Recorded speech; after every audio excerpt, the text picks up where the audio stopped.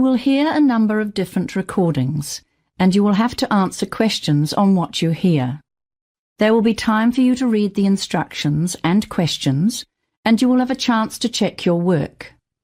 All the recordings will be played once only. The test is in 4 sections.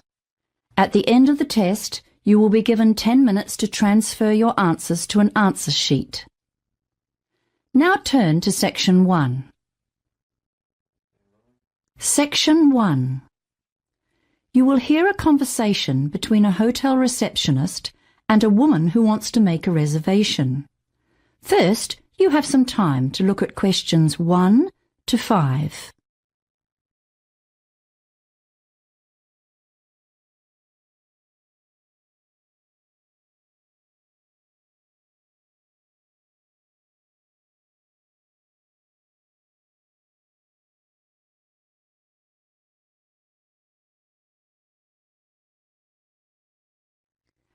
You will see that there is an example that has been done for you.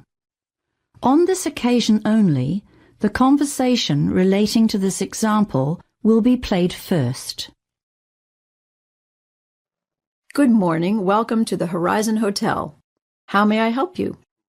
I've come in to make a reservation for a friend. And your friend's name is? Mackay, Sandra Mackay. That's M-A-C-K-A-Y. Thank you. The woman says her friend's name is Sandra Mackay, so Sandra Mackay has been written in the space. Now we shall begin. You should answer the questions as you listen, because you will not hear the recording a second time. Listen carefully and answer questions 1 to 5. Good morning. Welcome to the Horizon Hotel. How may I help you? I've come in to make a reservation for a friend. And your friend's name is? Mackay, Sandra Mackay. That's M-A-C-K-A-Y. Thank you. When is she arriving? She's flying in on the 15th, but she'll stay with me for the first night because we have an early start on the 16th. We're going for a quick trip to the coast, but we should be back on the 18th. So that's the 18th of this month? No, sorry, did I forget to say? It's next month, December. Well, that's getting pretty close to Christmas, but we may have something available. Right, we have 1 or 2 nice rooms left. But how long will she stay for? A week.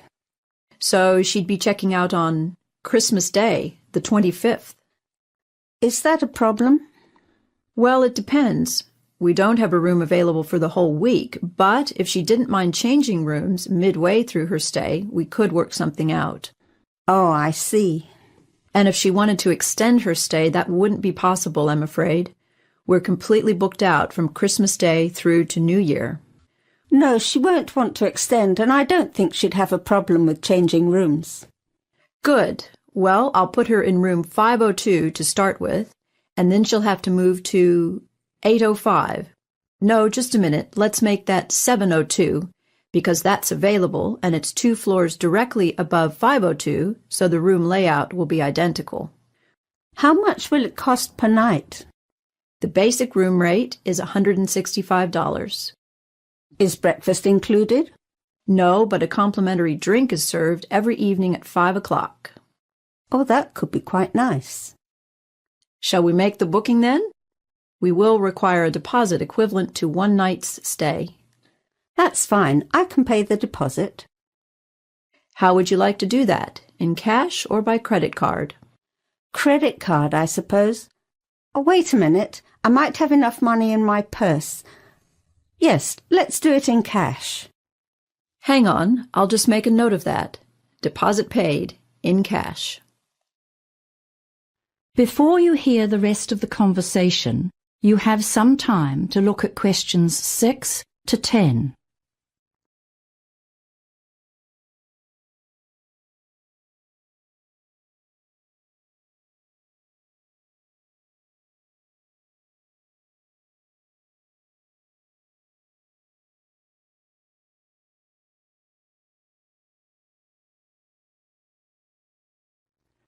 Now listen and answer questions 6 to 10. Just a second while I print a receipt. Who shall I make it out to? My name is Zoe Reed, R-E-E-D. Thank you, Miss Reed. Now I'll need some contact details for either you or Ms. Mackay. I'll give you my details. I only live on the other side of town. Can I have your address and phone number, please? I live at 14 South Street, Morningtown, and my phone number is 439-4829. Thank you. 439-4829. Yes, that's right. Now I'll just print the booking form. If you have any questions or need to make any changes, just quote the reservation number on the bottom of the form. That's it there. AQ459. Thanks very much. Oh, before I go, just a couple of questions. What time does the room get cleaned? I'm only asking because my friend usually has a short nap after lunch and she wouldn't like to be disturbed. Well, the maids are usually finished by 1 p.m. because we have a 2 o'clock check-in time, you see. They come on duty quite early in the morning, so they are sure to be finished in your friend's room by lunchtime. Yes, definitely. I'd say roughly 11 o'clock. Thanks. That's good to know. One more thing. Is the room service for meals? Only for breakfast and dinner. Breakfast service finishes at 9 and starts at 5 a.m. Dinner service starts at 6 p.m., but the last orders have to be in half an hour before the kitchen closes at 11 p.m., so full room service closes at 10:30.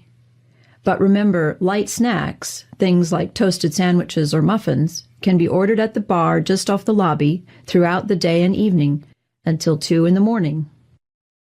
Thanks very much. You've been most helpful. That is the end of section 1. You now have half a minute to check your answers.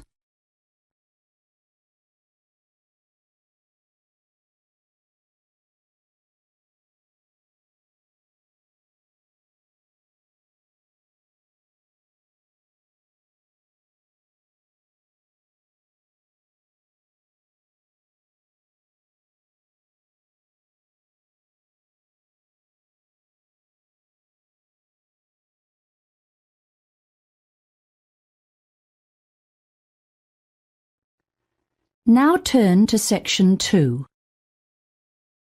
Section 2. You will hear a radio announcer introducing what's on at the local arts centre. First, you have some time to look at questions 11 to 16.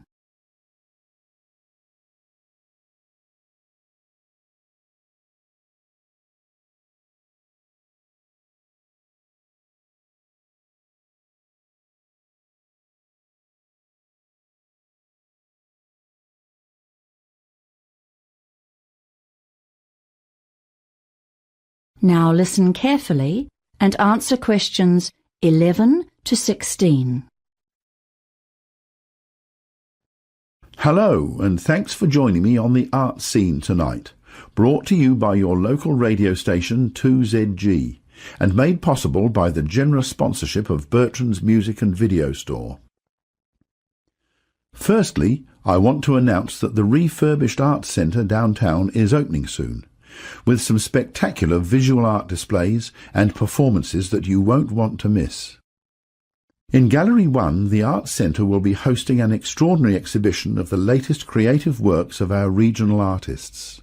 There'll be landscapes, abstracts, photography, ceramics and sculpture. The exhibition opens on the 4th of March and runs through to the 10th of April. It's free and open to the public from 11 a.m. to 4 p.m. weekdays, and, by the way, all works on display are for sale, so be sure to bring your credit card with you. Gallery 2 will put on the annual showcase of the art of school students who take a sometimes challenging and often emotive look at the current issues facing youth in particular and society in general. This is the Issues of the 21st Century exhibition, and the dates to keep in mind are 10th of March to the 4th of April. The gallery will be open from 10 till 3 Monday, Wednesday, Friday and weekends. There's no charge, but teachers should make bookings if they're bringing large groups. Let's move on to the performing arts now. Shakespeare season is back again, and this year's production is the ever-popular Romeo and Juliet. Tickets are just $40 for adults and half price for seniors, and there are rush tickets for students at $15. Performances are in Theatre 1 at 8 o'clock every evening. Bookings are essential. The show runs from the 5th of March to the 3rd of April, and there's a possibility of more shows if there's a high demand for tickets. Now, if you like your folk pop with a country twist, you must see Shannon Keel, who is back in town for one night only on the 1st of April, performing for us in the basement. She'll be supported by Ricky Bond's band, which has been touring with her for the last 7 weeks, and showtime is 9:15. Tickets are on sale at the door, just $12.50. Doors open at 8. Coming to the Arts Centre for 4 performances in the showroom is Class Act, a quartet who have captivated audiences with their amazing repertoire of classical music, and who now include top-class cabaret in their programme. They will give matinee performances every Friday in April at 11 o'clock. Tickets are only $14 a single, or better yet, why not get together with a group of 6 or more friends and pay only $12? Before you hear the rest of the announcement, you have some time to look at questions 17 to 20.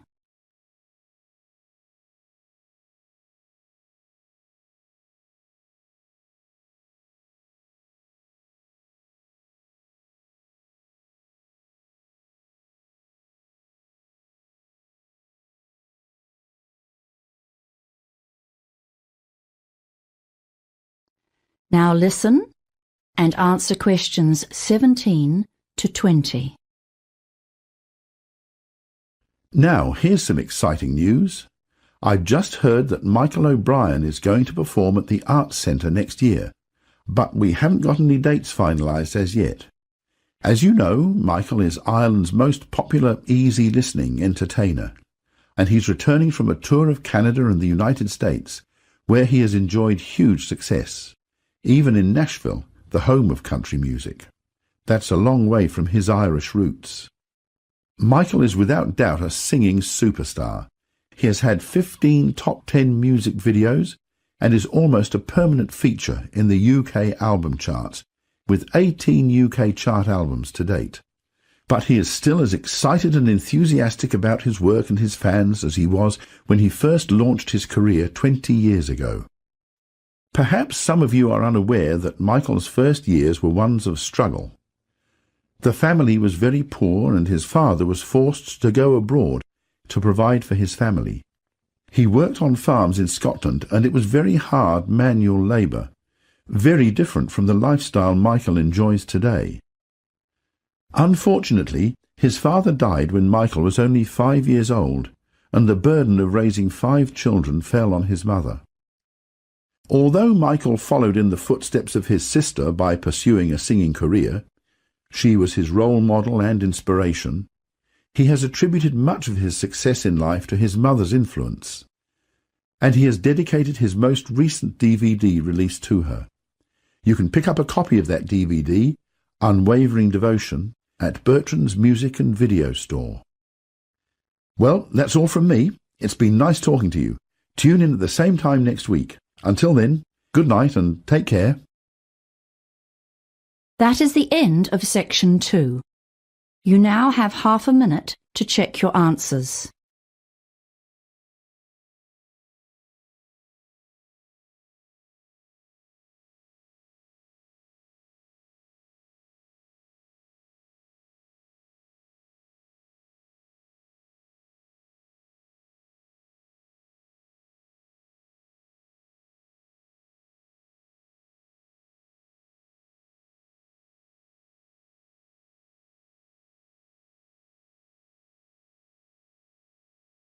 Now turn to section 3.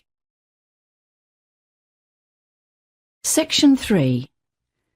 You will hear a conversation between 2 second-year students, Steve and Jan, who are planning an assignment together. First, you have some time to look at questions 21 to 25.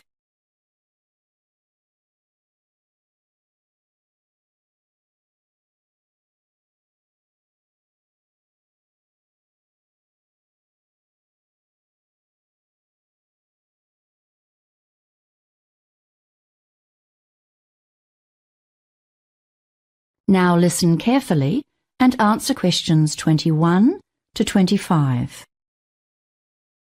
Hi Jan, sorry my tutorial finished late. No problem, Steve. But let's get straight to work. I've got so many other assignments this week, and we've only got till next Wednesday. Sure, fine by me. So, we've got to do a combined presentation with at least 20 slides and a recommendation at the end. Is that right? Yes, and then 5 minutes for questions.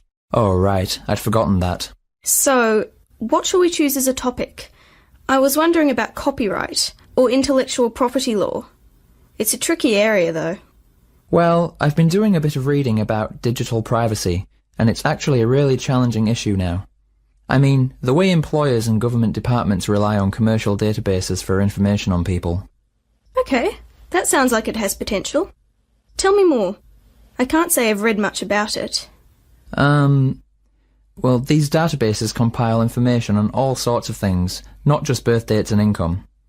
They record people's lawsuits and convictions, employment history, credit rating, medical history, a range of statistics and stuff that is often out of date or is only partially true. And they get this information from public records on the internet? You mean it's actually available online? Yes, and that's the problem. We live in such a networked society now. There's so much data on the net and it's really accessible. Often the company employees who compile these databases include dated information or get confused by similar names and list the wrong details for people. I'm starting to get the idea. What kind of things can go wrong?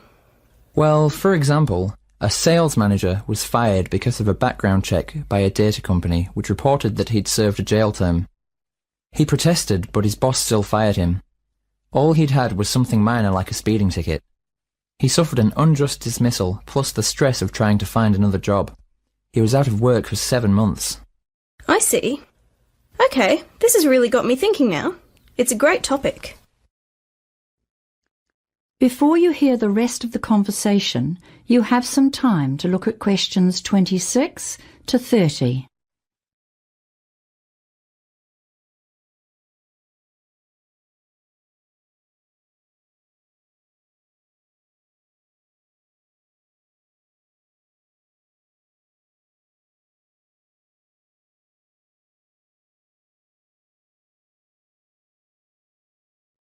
Now listen and answer questions 26 to 30. I'm thinking now about how the search engines apparently compile information on people based on their online search habits. You know, there's been a bit in the news lately. I guess that's pertinent. That's right, it's all part of the same issue. The search engines actually gather a huge amount of data about computer users, and some of it is definitely sold to other paying customers. The database companies sell lists to direct marketing companies, for example. That's their core business, so they're always trying to access more information in order to attract new clients and improve their profitability. What about social networking sites? How much of that information is truly private? Not a lot, it seems, and hackers can download sensitive information and misuse it as well. Also, every time you fill out an online form or survey to enter a prize draw, you're compromising your privacy. I never thought about that. I often enter those and give my email address and mobile number.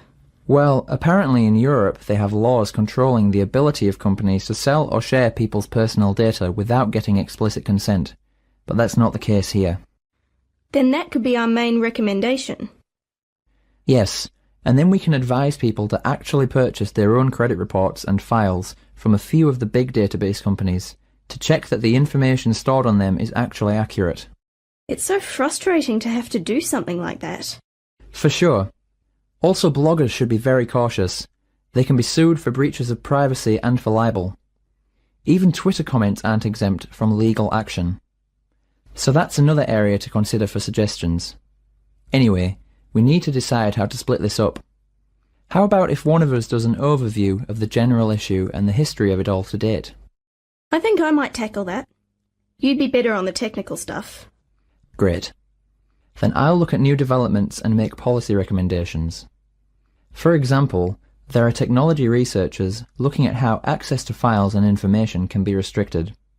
Because, you know, originally the internet was designed to be as open as possible. That's right. And instead, it's created a real conflict. Already some of the browser companies are working on solutions to this, such as offering a tracking protection feature that users can switch on to restrict how much data can be mined from their computer use. And there are a few other ideas out there as well.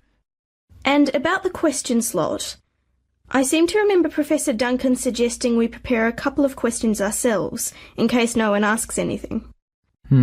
I guess that's a good idea. That is the end of section 3. You now have half a minute to check your answers.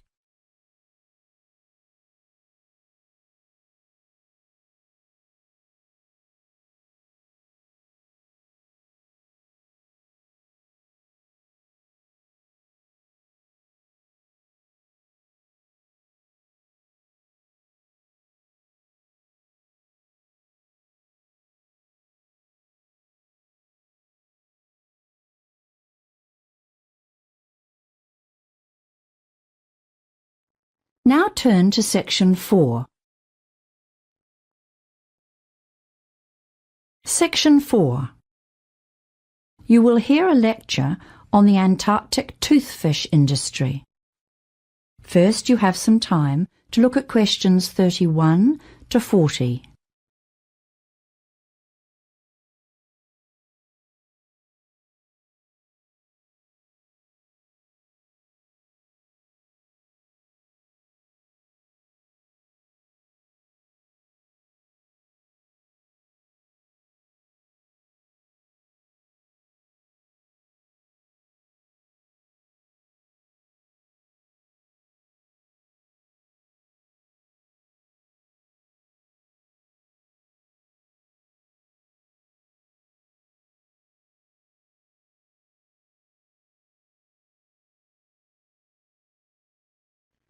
Now listen carefully and answer questions 31 to 40.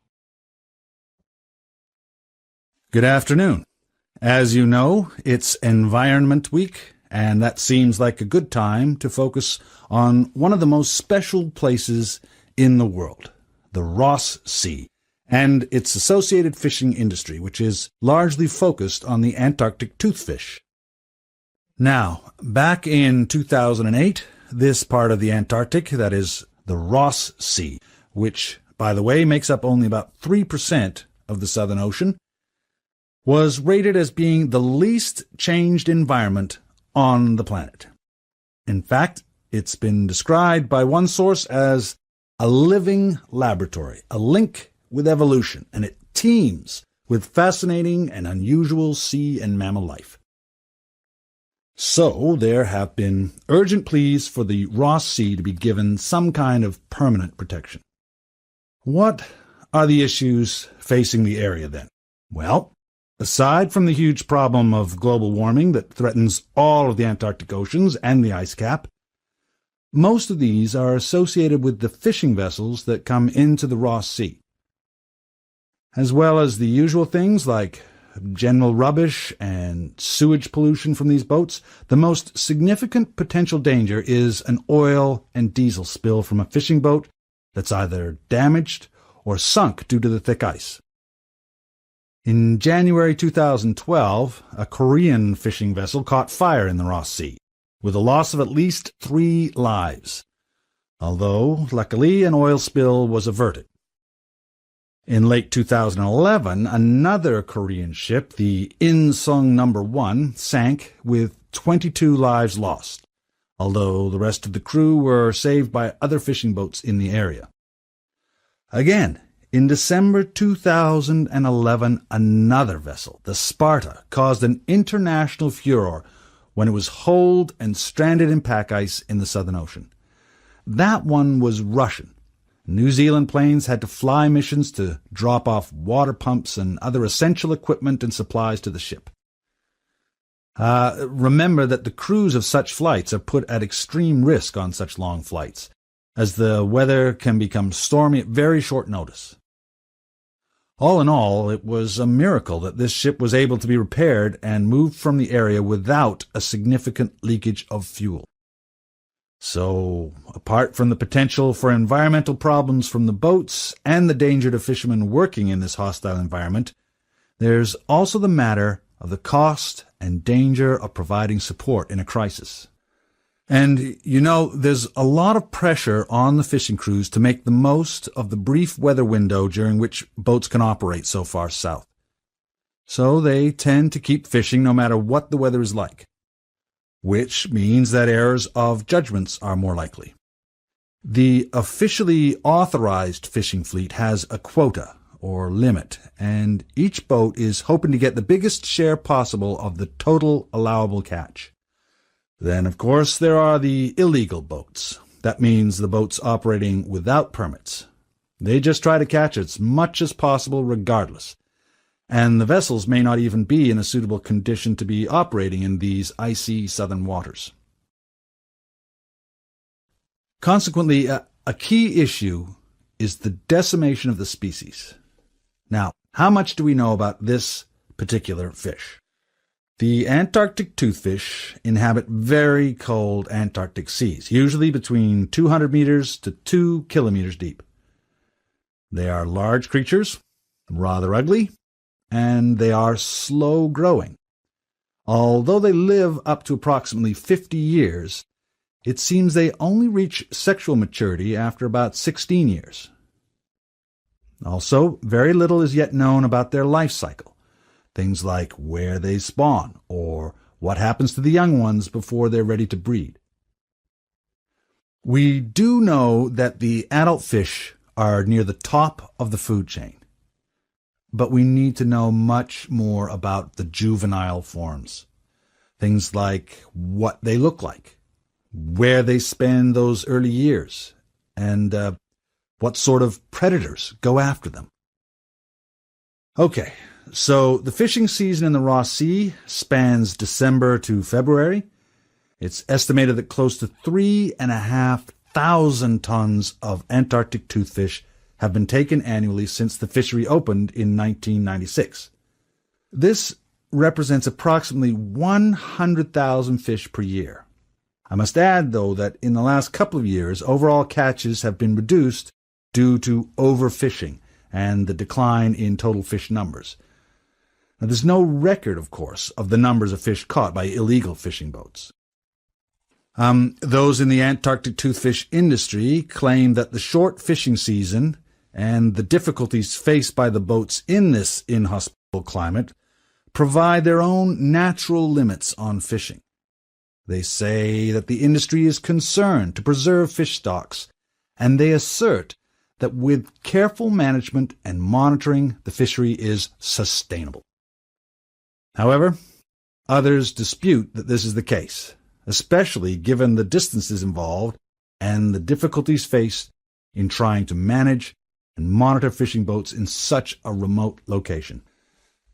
In the Ross Sea area, conservative estimates suggest that fish stocks have declined by about 20% over the past 16 years. But in fact, there is not enough accurate research to support such claims. The figure could be even higher. Leading scientists who specialize in this issue are calling for a Marine Protection Area, or MPA, with a total ban on fishing. But so far, this has not been achieved. Right, so that's an introduction.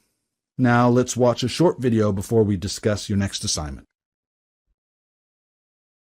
That is the end of section 4. You now have half a minute to check your answers.